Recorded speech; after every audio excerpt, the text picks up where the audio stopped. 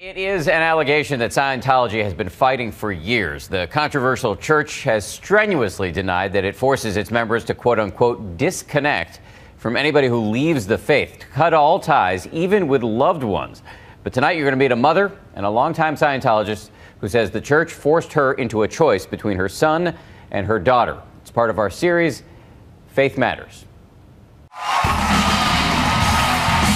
This is the image most Americans have of Scientology. High-gloss videos featuring big-time stars like Tom Cruise, John Travolta, and Kirstie Alley, who have all publicly lauded the faith, saying it's helped them in their lives. I think it's a privilege to call yourself a Scientologist. We are the authorities on getting people off drugs. We are the authorities on the mind. This woman may have a less recognizable face, but she was a longtime member who's now coming forward with a very different story about Scientology. I'm speaking out now because I don't want this to happen to other people. I don't want this to happen to other families. Sarah Goldberg blames the church for breaking apart her family, effectively, she says, forcing her to choose between her son and her daughter. And no mother should ever have to make that choice. They were giving me a Sophie's choice, and it's not right. Goldberg says she spent 36 years in the church, which was founded by science fiction writer L. Ron Hubbard, and that she and her husband both reached the top level of spiritual progression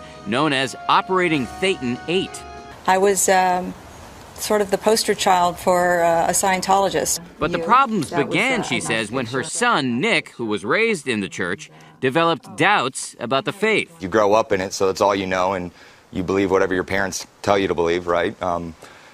Then when you reach adulthood, I mean, there's things I didn't like, the way they recruited, the theories they told you about life and the universe. On the surface, he was an engaged Scientologist, actively recruiting people to the faith, but underneath, he says, he was in turmoil. I was really good at getting people to listen and just sell them books and all that, and I didn't want to. I just did it because I had to. Kind of feel bad I did that.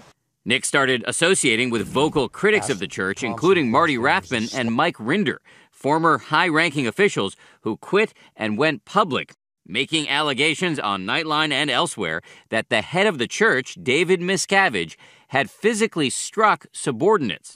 Miscavige just takes off across the room in front of 80 people and delivered just a beating to the guy. I mean, beat him up bad. The church has repeatedly and strenuously denied those allegations while condemning both Rathbun and Rinder as liars and apostates. Nick was cast out of the church, declared a quote-unquote suppressive person. It was devastating. I mean, I felt the pain he felt. It was like hell. After Nick was labeled suppressive, his mother says church officials repeatedly pressured her and her husband, also a Scientologist, to, quote, disconnect from her son, to cut ties completely. She feared that refusing meant she too would be labeled suppressive and would likely lose her relationship with her daughter, Ashley, still a devout Scientologist. So she briefly did disconnect from Nick until he got drunk, got a gun, and threatened to kill himself. I didn't really have many reasons to stick around at the time, so I mean, that's the simplicity of it. I get this text from my son saying, don't come home, you know? I have a gun and I have a bottle of booze, and the heart just drops and falls out of your chest. Goldberg's story directly contradicts the church's long-standing position that it does not force anyone into disconnecting, that the choice to cut ties is voluntary. In a statement, the church tells ABC News, any accusations or inferences that the church interfered in the private affairs of this family are untrue. The record shows the church acted with compassion, responding to requests for assistance from this family, including requests to help their son deal with a drug and alcohol addiction. The church is lying when they say there is no disconnection practiced and enforced.